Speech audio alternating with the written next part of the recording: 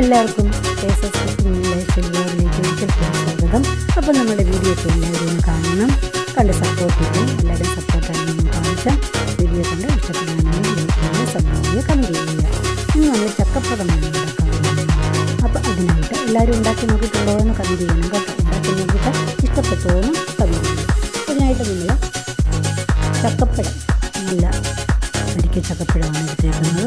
എല്ലാം കുരുവെല്ലാം വൃത്തിയാക്കി എടുത്ത് ഒരു 10-20 ചക്ക ചുളയുണ്ട്. അത് നമ്മൾ മിക്സിയുടെ ജാറിലിട്ട് നന്നായിട്ടൊന്ന് അരിച്ചെടുക്കുക. നന്നായിട്ട് ഒരു പ്രാവശ്യം അരിച്ചെടുക്കുക. രണ്ടാമത്തെ പ്രാവശ്യം നമ്മൾ കുറച്ച് അരച്ചെടുത്താൽ മതി. ഇച്ചിരി കടിക്കാനൊക്കെ നമുക്ക് വേണമല്ലോ. അതിനുശേഷം നമ്മൾ ശർക്കര എടുക്കാനായിട്ട് അടുപ്പത്ത് വയ്ക്കുക. ശർക്കര നന്നായിട്ട് ഉരുക്കിയെടുത്ത് മാറ്റി വയ്ക്കുക. ആവശ്യത്തിന് മധുരമൊക്കെ എല്ലാവരും ഇഷ്ടമാണ്. അതിനുശേഷം നമ്മൾ ഒരു പാത്രത്തിൽ വെച്ച് ഉരുളിയാണ് നല്ലതാണ്. ഉരുളി ഒന്നും വേണം വെച്ചത് അതിലേക്ക് കുറച്ച് നെയ്യ് ഒഴിച്ച് കൊടുക്കുക. നമ്മൾ മിക്സിയിൽ അരച്ച് വെച്ചിരിക്കുന്ന